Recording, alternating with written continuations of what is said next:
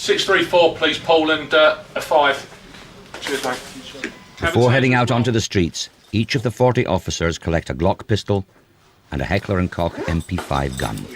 Thanks very much, mate. Cheers. Number 8. Cheers, Glenn.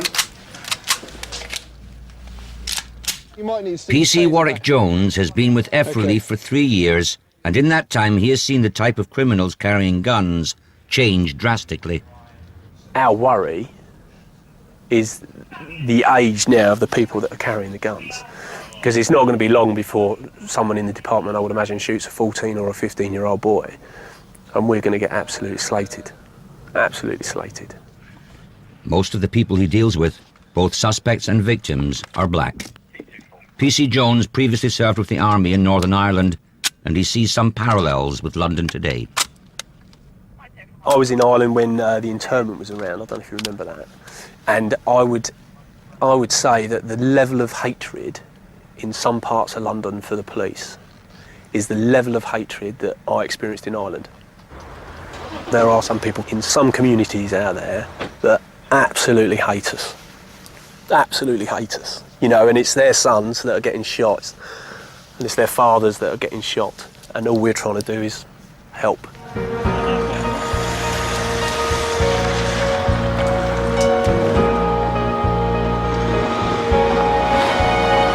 F Relief head out to patrol London's gun hotspots. 24 hours a day, 7 days a week, CO19 have dozens of cars covering London. Tonight, Inspector Gareth Rees is in charge of armed operations. Teenage gang shootings and murders occupy most of their time and are more prevalent amongst the black community in London. We do get a lot of calls to black-on-black shootings and sometimes incidents which are about to occur between rival gangs. Why they're at war with each other, I think there's a whole range of reasons, but by and large it's young men that are involved in it, young black guys that are involved in it shooting each other. Drug dealing fuels much of the gang rivalry. If you're out there dealing drugs and you're protecting your drugs dealing with firearms and you're attacking people with firearms, there's a pretty good chance you're going to become a victim yourself. If you're swimming in that pool, then you're going to have problems.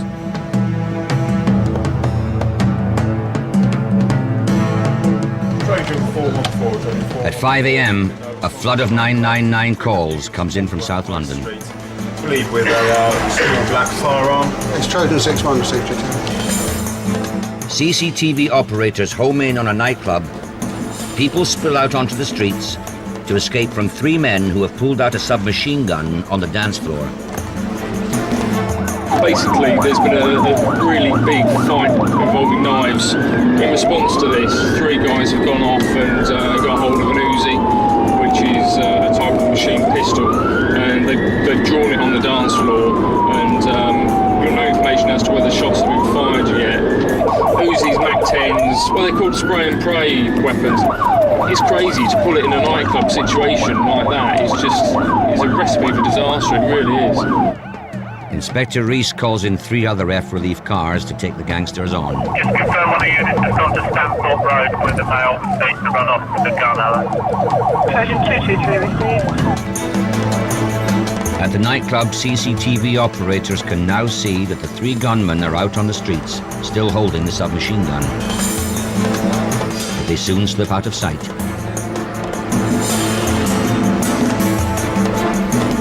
Okay, we've had an update that another guy's been seen on CCTV with a silver handgun. At the same nightclub, another man is alleged to have pulled a handgun.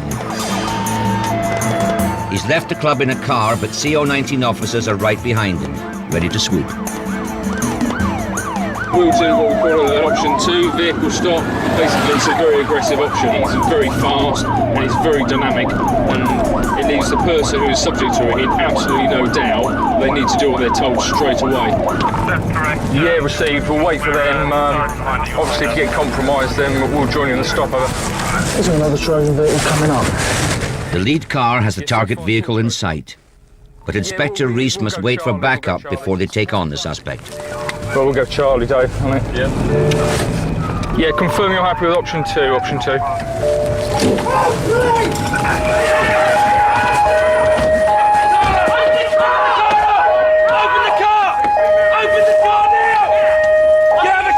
Get on the floor! Get down on the fucking floor! Get on the fucking floor now! What have I done? Get down on the floor! Stop struggling! Right, you're gonna get up on your feet, mate, okay? Up, come, over here. Let's go. Right, got any weapons on you at all, pal? No. Nothing. You got stamped on my back? No stamps on you at all, mate. No, you said just hold there and shut up. Shut up! Stop struggling. Mate, we're not fucking about, are we? We've got guns out. Switch on and shut up and do as you're told. The reason we've been quite rough with you is because we're not going to take any chances. You didn't open the door. We didn't know that you weren't concealing a firearm in the car, okay? You understand what I've told you? Local units turn up, they'll take over, arrest a man and begin the investigation.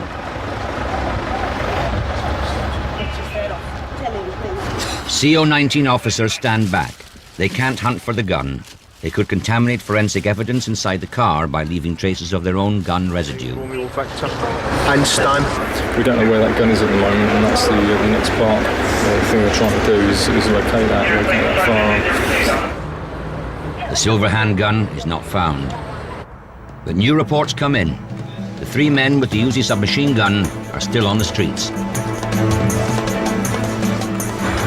Apparent real-time intelligence coming in from an anonymous informant to say that some of the males that were involved in it are in Bournefield Road. F Relief quickly head off. The 3 suspects are found lurking in a road behind the club.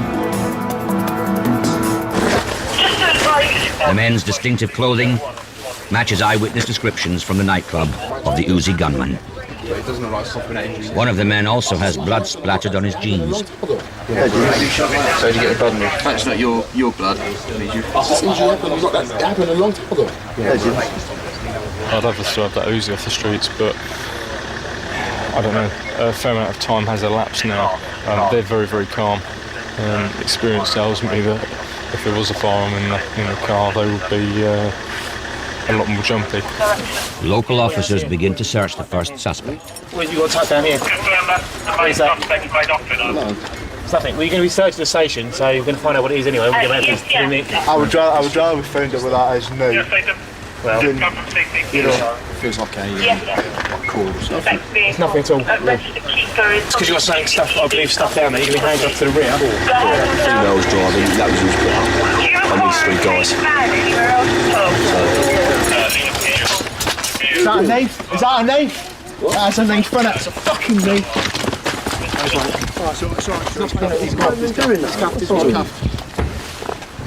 We're carrying a knife, mate. Take it. I asked you whether you had any weapons, guns or knives on you, alright?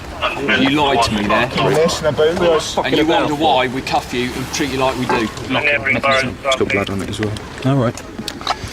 It's got blood on it. Blood. To add to the bloody trousers, there's a knife with traces of blood. 1, 2. Several mobile phones, This is a. but no Uzi submachine gun. What do you do for a living? Me? Yeah. I struggle hard in the black community. Is that for the camera's benefit or for mine? You asked me a question, I told you. Right, okay. I thought the right smile on your face said The it government already. should come up with more things for the young black. Oh, now that is for the cameras, isn't it, eh? All of a sudden you're not camera shy. I'm not camera shy. I'm camera shy. Now, real talk though. You want to spend some money, on, like, not so much jewellery. You set us up to fail. Who sets it? When you say use, is that not like the you boys thing? No, What do you mean by use? The Metropolitan Police. The police set you up to fail? They set us up to fail, man. How do we do that? Set us up to fail. Why is that? Why? So you chose to walk out tonight with a knife? I've been shot. I'm scared for my life. I've been shot. Sorry, mate. What name's he giving you? I don't know. Don't spit. I'm not going to spit. Oh, I thought he was going to spit. What's he going to do if I spat? Shoot me. What, have you spat at me? No, you just... It's wrong, and you're on camera, you'll be spitting, wouldn't you? And spitting is such a filthy thing to do. It's disgusting. It's vile, isn't it? We're not hooligans. We're all human beings, innit? all the I same. don't know. I'm a human being that doesn't carry a knife. Believe it or not, yeah, you carry guns and you shoot people. That's my job. Like you said, if I put mine in my pocket, he was going to shoot me. Why would he shoot me? What, for a knife? That's what he said. If I put mine in my pocket, he would shoot me. Why would he do that? Depends what you bring out. No, he just said, put your hand in the pocket, I'll shoot you. Why would he do that? Because is it because I'm black and I'm going in my pocket? Oh, stop it now. Who's benefits that for again? That is outrageous. There's all sorts of rubbish coming out of different stories. I mean, he's obviously lied completely because he's got this knife that's got a bit of blood on it. So the only thing that's a bit disappointing, we haven't got the guns back, but any lapse in time gives them time to get rid of them. The 3 men are arrested for firearms offences, possession of a knife and violent disorder. Next, CO19 are called in to take on a gunman bent on revenge. He's lost the plot on Halloween, for want of a better words. His old habits have caught up with him. Inspector Matt Twist will be leading the operation. He has been with CO19 for over 3 years. In that time, there have been more than 2,000 shootings. We frequently attend shootings where people are dead on the street and it doesn't even get a couple of lines in the local paper and certainly doesn't make the news. Whereas if it happens anywhere else in the country, then it would be news. But it's probably a sad indictment, the fact that shootings are so commonplace in London now that it isn't newsworthy anymore. And that, I suppose, that is shocking, actually. That's the thing that shocks me more, is that it goes on and actually nobody really knows about it. En route to his briefing for the raid, an urgent call is put out on the radio.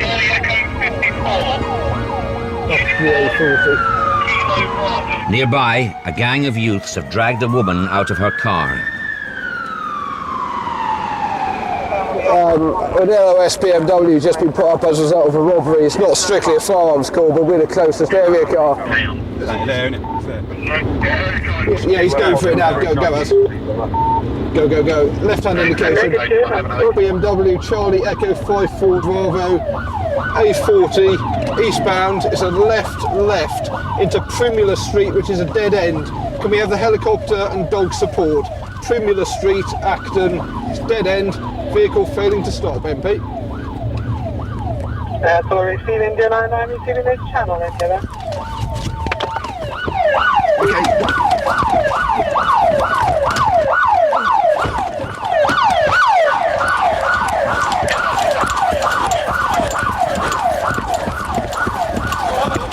Get on the fucking floor! Don't move! Bravo, just drop. One's gone there. Put your arms out to the side now! Where are we now, mate? Do you know? Well, I'm with Scrubs. X-ray Bravo, Charlie 1. We got one detained. Yeah. Thing is, Stinging nails. it's back by the Scrubs prison. One's over back gardens, heading away from us. The 2 other suspects have hopped over some garden fences. I think we've just seen the suspect again, still in the back gardens. The area is searched by local officers. Round the corner, they have scooped up the second of the 3 suspects. If it was ditched the top somewhere, I think it'd be really easy to just walk away and say, yeah, we got 2. But I'd be really annoyed if there was a 3rd still hiding in that garden there. Yeah, that's always safe. Especially as we know that's where he was. That is, yeah. If you want to have your face on TV. West 12, all day, nothing longer. Bang, bang. Yeah, come round our way. We'll show you what time it is. Straight out West 3. What time? It's W12. You know what time it is. It's 10 minutes past 12, mate.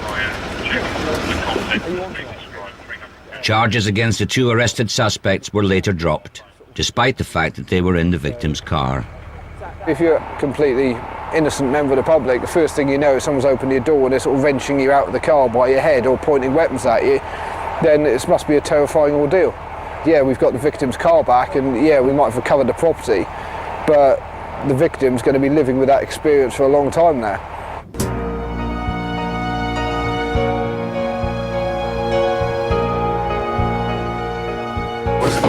Inspector Twist arrives for the local CID briefing just in time. Our intention, as I say, this morning is to arrest Dean Miles, for GBH and various firearms offences. The suspect, Dean Miles, is a dangerous man. The actual details of that. He has previous convictions for firearms and has served time for manslaughter. 1983, got 11 years for manslaughter. The circumstances of that are him and another went onto a traveller's site in relation to a debt where they were armed with a loaded shotgun, but they ended up beating somebody to death. So when you look around the room, and you might think this is a lot of resources, this man has killed somebody, previously possessed... 4 weeks ago, Dean Miles' son had a fight with a local shopkeeper. What happened next is caught on the shop's CCTV camera. Two IC1 males, aged about 14 to 16, entered the store and started punching at the shopkeeper. And shortly after that, an IC1 who's slightly older, bald head, enters holding a handgun in his right hand. And that's our man. Appears quite clearly to be holding some kind of black handgun. He takes the shopkeeper to one side and basically headbutts him, causing quite a nasty broken nose. Before tucking the gun back inside his trousers and leaving with the two youngsters. As you've seen on the CCTV there, he's lost the plot on Halloween, for want of a better words. His old habits have caught up with him, and he's felt so incensed, he's felt so angry, he's got that firearm, and he's gone down to the shop because they wouldn't serve his son a cigarette lighter. Fellas, as soon as you're ready, if you can form up in the cars out on the street, we'll clear the yard.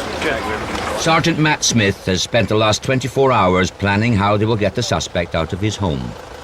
I think it's fair to say that the gentleman has some anger issues. That means that if we were to deal with him, then he'd have to be controlled fairly swiftly. 15 officers from F Relief kit up. 20 local officers will help with the cordons. They will ensure no innocent members of the public walk into the line of fire. In case shots are fired, an ambulance is brought along. Let's move off, guys. OP from Trojan, we're making our way towards you now. Use the convoy, be aware we will be pushing through red lights slowly. You can make sure the convoy stays together and the LAS remain at the back. If we don't catch this person, if they did escape, then what danger could he pose to other members of the public? We've seen from the CCTV how dangerous this individual can be. So basically, when we conduct an operation, I need to be absolutely certain that we're going to be successful. We do have people that we deal with who get stopped by armed officers all the time. They're used to having guns pointed at them, and sometimes they can be far more brazen and actually provide resistance for you. You need to be in a position where you can deal with any contingency, and as a result, if the suspects see that, then they are less likely to react as if they do have a chance to escape, which they don't. Lights off. Here's the convoy. No sirens and lights off. F Relief quietly sneak onto the estate. They don't want to give the suspect any idea that they're coming. Yeah, we'll come up behind you, it's fine.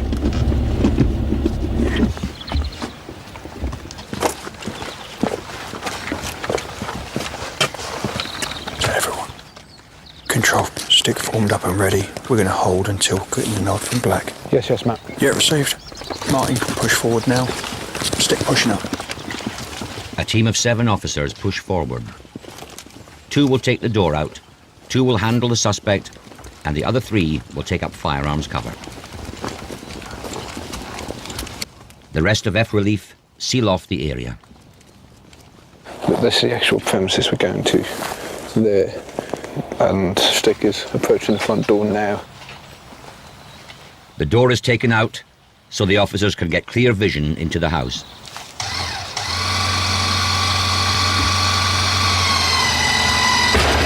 Door in. Armed police! Occupant of number 16! We are armed police! Come to the door with your hands in blue! Show me your hands! You! Show me both your hands! Slow down, slow down, slow me your hands! Stand down! I want to see some ID now! Stand still! You will be tasered! The suspect, Dean Miles, delays coming to the door. Prison reception. Yeah. You don't know that these are old, Bill. Go upstairs now. Walk back towards me now. We want to see some ID now. Still, mate. Police officers, it'll be explained to you in a minute. Just lose your tongue. I don't need to show you my ID. Right. Relay movement level 2 heading upstairs. What's going on, Matt? Basically, a suspect's not complying in the premises. Someone's running upstairs at the moment. They can see them from the containment positions. Listen, I'm not armed. You can see I'm not armed. Put your hands on your head. Turn around and put your hands on your head. What they're trying to do is verbally dominate the suspects, try and gain compliance without having to use any force. Walk back towards me now. Who's got cuffs? Slow, stop. That's right, we got him. Steve, can we get him out the door, mate? I have no idea what you're about. Come down. Have that. Are you alright by yourself, Steve? Mate, don't fuck around. Keep walking. What are you doing to me? Want to knock around? Come on. Hang on, stay here. Right. Bring him this way, fella. Just keep him going back that way. I want to get some rigid cuffs on. Just face the wall, mate. Just move up to the wall. The main suspect is safely out. Jesus Christ.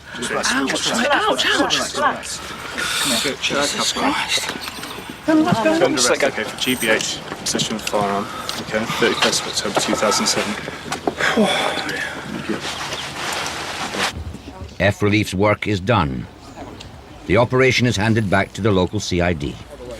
It's now up to them to find the gun. Premises were forced, the door went in with the enforcer. I'll get 2 cars. We had a tiny bit of a standoff with Dad demanding CRID, and I think it was effectively just trying to impress his family, to be perfectly honest with you.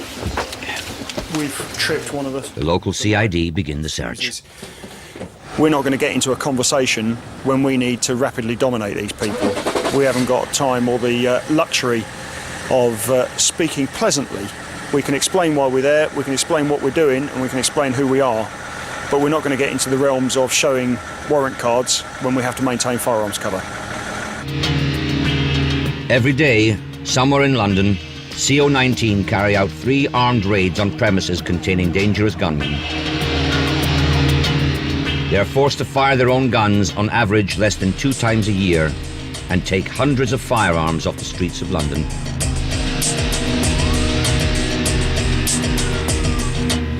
A gun was found in Dean Miles' home. It's made safe back at the police station. It's the same size as a standard self-loading pistol, similar to the one that I'm carrying now. On close examination, it's an imitation weapon which would fire small plastic pellets. On the night, the officers have to treat this as a real gun. If this was pointed at somebody in the street or pointed at me, then you would be in fear, because that looks like a real firearm. And as far as I'm concerned, it would need to be treated as real until you know it's not, because you can't take the chance. Next, F Relief raced to North London to tackle 2 suspected gunmen in the middle of a busy high street on a Saturday afternoon. CK hard stop gone in on the 2 suspects.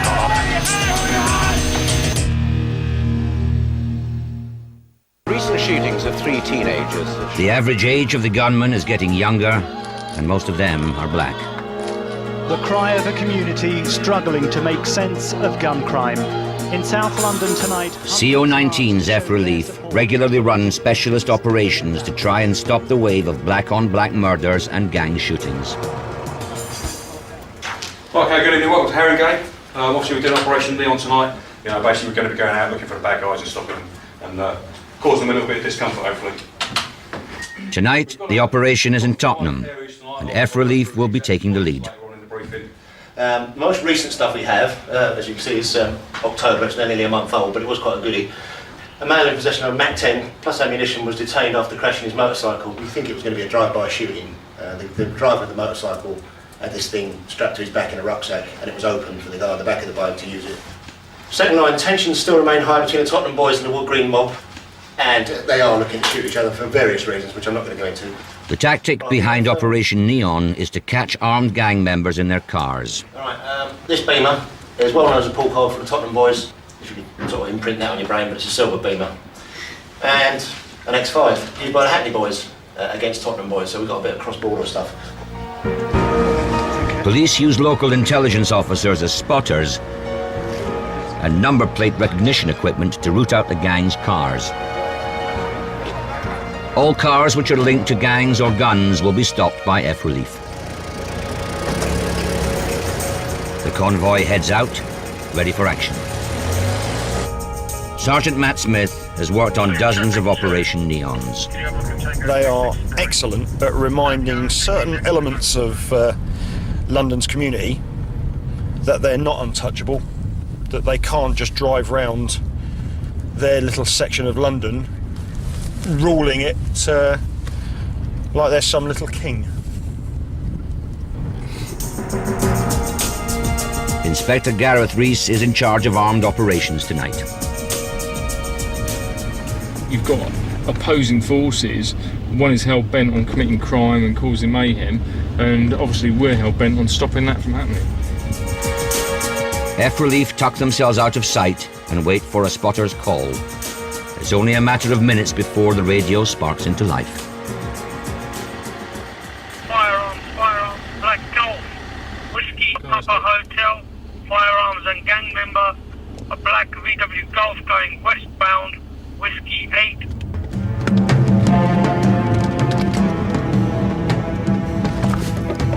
You didn't even look, did you?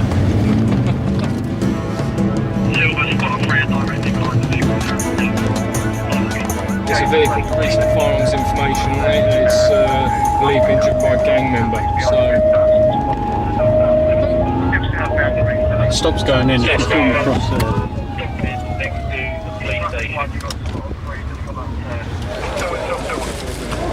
The driver is playing up. He doesn't want to be searched. Oh, you're bending my hand away. Like, why are you bending me up for? I ain't done nothing. Oh, I ain't fucking done nothing. Oh, you're bending me for no reason. Oh, bro, my hand, you're gonna break my hand, bro. Just relax your body then. Relax your body. You've done this about 10 times. Tend to stop people. The passenger is well known to F Relief's PC Carling. We're doing an operation tonight. Firearms. Whose car? PC Carling is surprised the man's friend is driving around in a brand new BMW.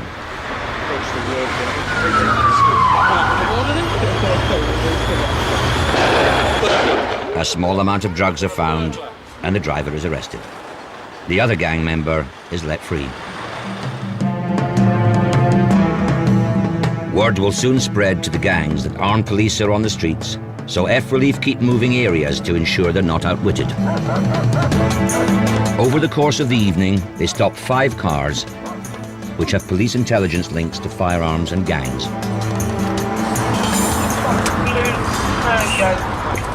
At this moment, it's just a blue Peugeot that's gone through the number plate reader that's flagged up with a firearms marker on it, and they're just developing the intel now. So the stop's just going in now. This is the same group as I'm telling you. I'd say my faces. Yeah. So it's his girlfriend's car, so. Girlfriend's car? Have it so, yeah. On one of their final stops, a man they pulled over earlier in the evening turns up again. He's in yet another car flagged by police as being linked to gangs and guns. Certain gangs in London, they have access to what we refer to as pool cars, where there'll be 9 or 10 people that each get a car and they share their cars around amongst themselves. And so they can be driving 2 or 3 different cars on the same day. You only have to look at the type of cars they're driving, how much they cost, and then ask them what they do for a living. And that tells you most of what you need to know. If they're driving a £60,000 car and they're on income support, what conclusions would you reach? He doesn't work. The 2 men are let go. They have no guns on them. Sometimes Operation Neons do get guns off the street. But on the whole, they serve another purpose. It sends a message that we're watching them, watching what they're doing, and that they can use as many cars as they like, and they can spend as much money as they like on cars. We will keep a track of what cars they're driving around in.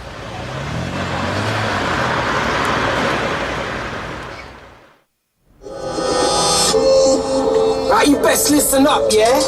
Hey, I break a bottle over some boy's head, stab a broken piece into the pork instead. I leave him in an alleyway screaming and bleeding to death. Run away, knocking my head off. The hip-hop scene and R&B nightclubs are often flashpoints for black-on-black shootings.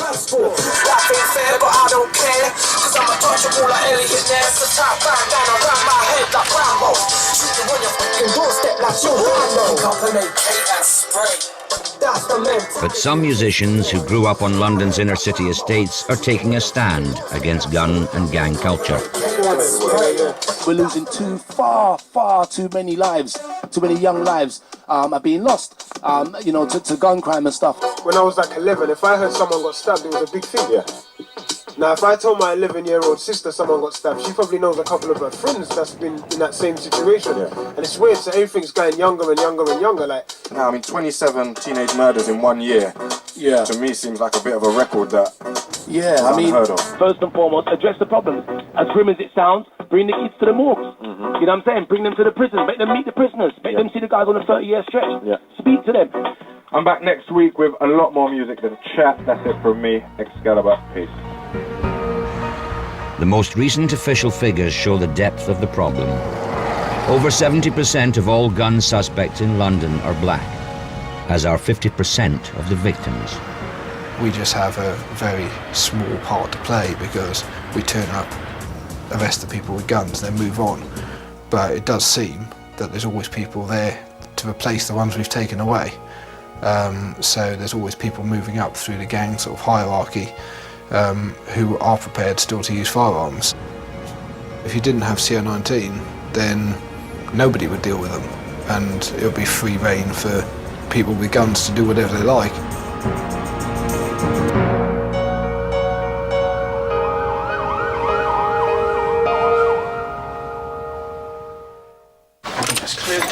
Number 6. When F Relief sign on for the day, they never know what they're going to face. Right, see you in a bit. Cheers.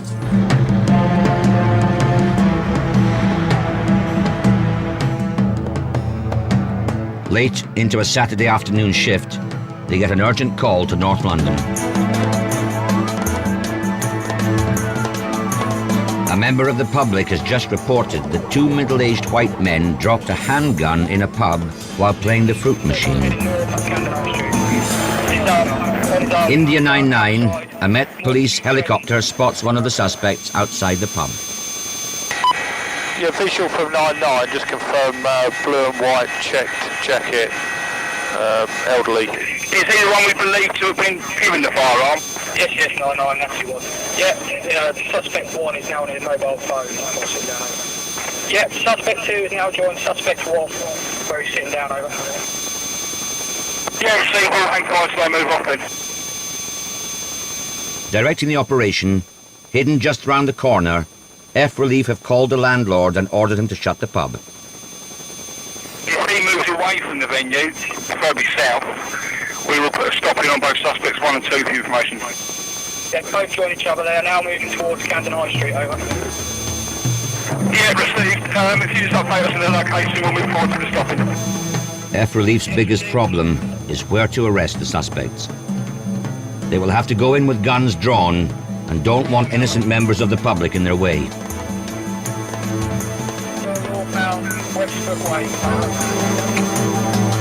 F Relief have identified 2 boarded-up shops as the best area to tackle the suspects.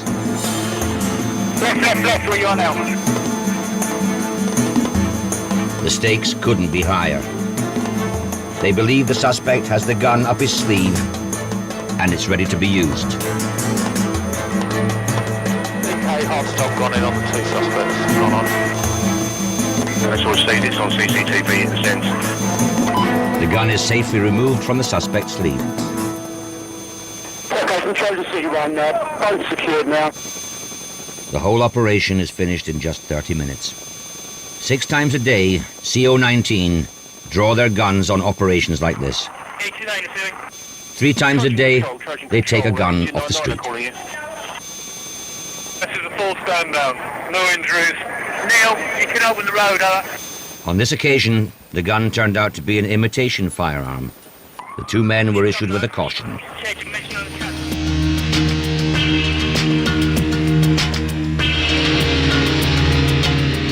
Next, F Relief target nightclubs plagued by gang shootings. Show us your hands now! Get your fucking hands up! Down! there has been up to one shooting a day at nightclubs in London over the Christmas period.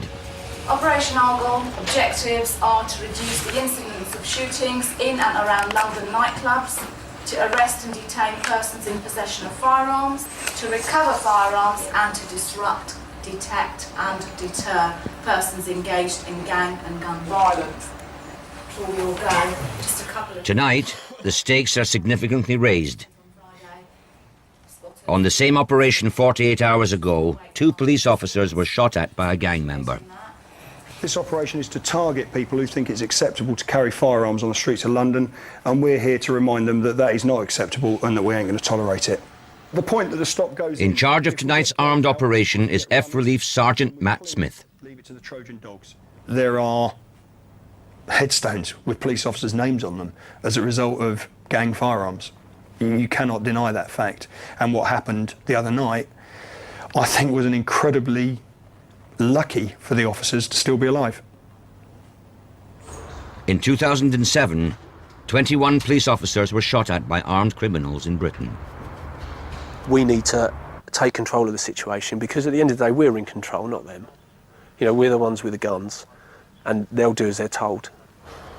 Hopefully, if they're stopped by us in an aggressive manner, they might have a second think about it. But you know, they're on their own road, aren't they? And they'll go their own way. What impact we have on them? Not a lot, I would have said. On Operation Argon, police spotters are placed outside London's problem nightclubs, while undercover officers are deployed to work on the inside. If known gang members or guns are seen, CO19 will be called in. They rendezvous in a South London car park and soon receive intelligence that 4 men are outside a nightclub in Brixton and a gun has been spotted. Move off. Obviously expect a lot of people there, and the firearm could be passed around quite quickly, so we intend to go in and put a stop in and deal with anything that happens, really.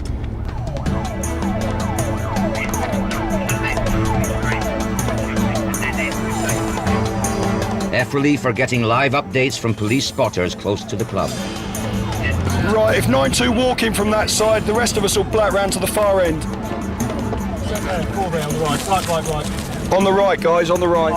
By the bus stop. Stay in the car. Oh, please, gents. Show us your hands now!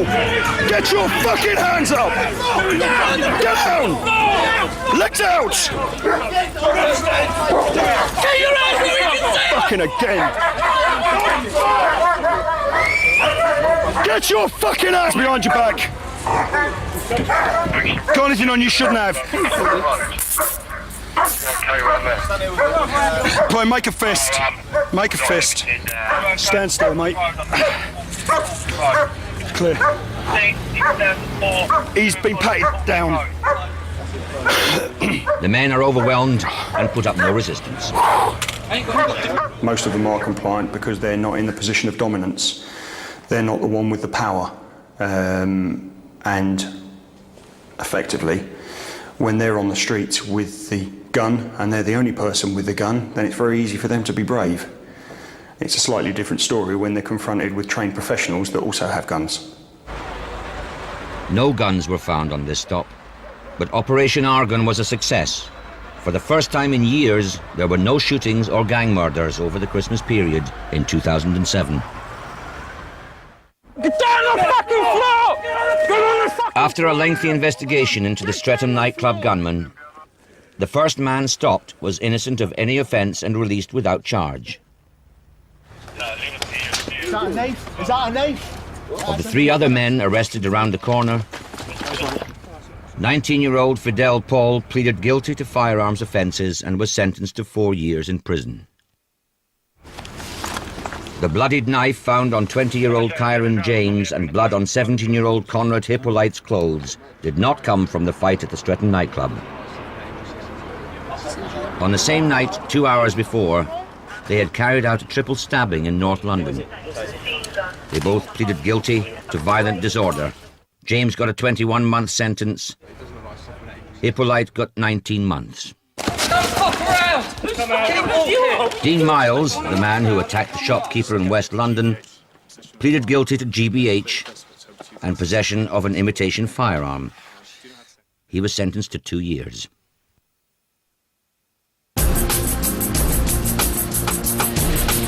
CO19's F Relief are in the middle of an armed standoff. A gunman has shot at an unarmed police officer and fled into a nearby house. F Relief have surrounded the house, but the suspect is refusing to come out.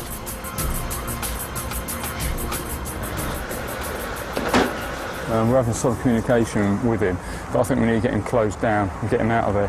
What we don't want is for him to gain access to another premises or come out and or do anything else. The suspect has already fired 5 shots at police. F Relief don't want to take any chances. They call in extra officers and bulletproof shields. With the operation already 3 hours old, police must decide whether to call in negotiators or break the door down themselves to try and communicate with the gunman. Trojan 1 wants to have a quick word with you. Inspector Rees telephones the Silver Commander in charge of the operation. The basic options it comes down to, are we going to go forward and breach the door and try and communicate with him, or are we just going to maintain the current position? My thoughts at this time are that we need to go forward and try and communicate with him. But I mean, in order to do that, we'll be breaching the door, or at least opening the door. 8 officers form up in a line known as the Stick. Control from Trojan 1. They will enter the house whilst the rest of F Relief will provide cover. OK, we've got clearance to go forward from Silver. Let's do it. Stick forward, stick forward. The gunman could be ready to fire more shots. F Relief will need a clear line of vision inside the house. They force the door open.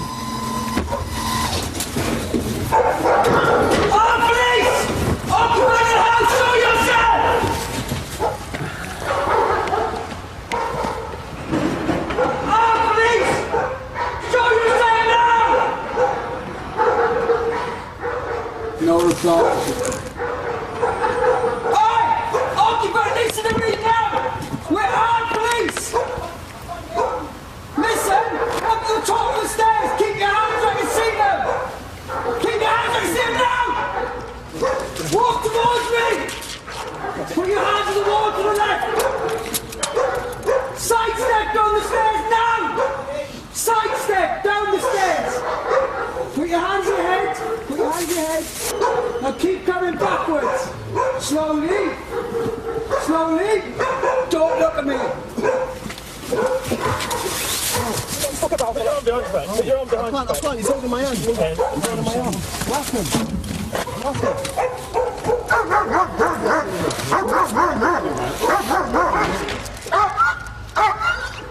What's happening? What's happening? Keep walking, keep walking. The suspect is 20-year-old Joel Johnson. Keep walking. He is a known member of the Peckham Showerman gang. Johnson has previous convictions for drug and gun offences. F Relief have got the right man. They haven't found the gun yet, but stashed in the house, they've discovered vital clues. Inside the premises there is a grey tracksuit that's dishevelled as if he has climbed over fences, mud up the legs, so it looks like he has done a cross country. When the door was breached, shouts had gone in. We identified ourselves as armed officers, and he was saying that he couldn't hear our commands. He either has a hearing defect, or where the firearm possibly has been fired, it's been so loud that it has affected his hearing. Plastic bags are placed on Johnson's hands to preserve any firearms residue. I'm happy that the guy that we've got is our man. You are happy? Yeah. I would say we're at 99%. Don't get much better than that. That's good. The 3.5-hour operation has finally come to an end for Efteling. Well, that will be a right result if it is in. I'm pretty sure it is from what they're saying.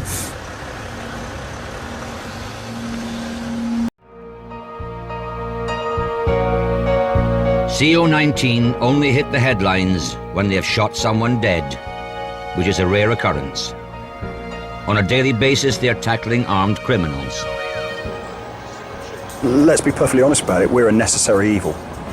If I could choose, then I would live in a society where police officers don't need guns. But unfortunately, that society doesn't exist in England, certainly doesn't exist in London, and therefore we have to be in a position to respond to the threat of people with firearms. The age of gun criminals in London is falling drastically. 10 years ago, probably the higher echelons of the criminal fraternity were using firearms for specific purposes, to settle scores or to commit armed robberies. Now there's children of sort of 14, 15, 16 using guns to settle what would have previously been fights in the playground or fights after school. Now they're being resolved using guns. It is actually quite scary. If at the age of 14 and 15 you're prepared to use guns to shoot other people, then, you know, God knows what's going to happen in the next sort of 5 years. Every officer has to make a split-second decision on whether to pull the trigger. Officers entering into the department are under no illusion, and they're told from day one that at some stage in your service up here, you will face a life or death situation, and it will lead you to make a life or death decision.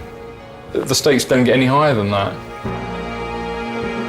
Reliant on the information they receive, not every CO19 operation results in taking a gunman off the street. But most days, they are putting themselves in the line of fire. Don't worry about getting shot, because I think that I trust the people I work with implicitly, and if I miss it, they would have seen what I've missed, and I won't get shot. Having said that, we'll probably go out now and I'll get shot.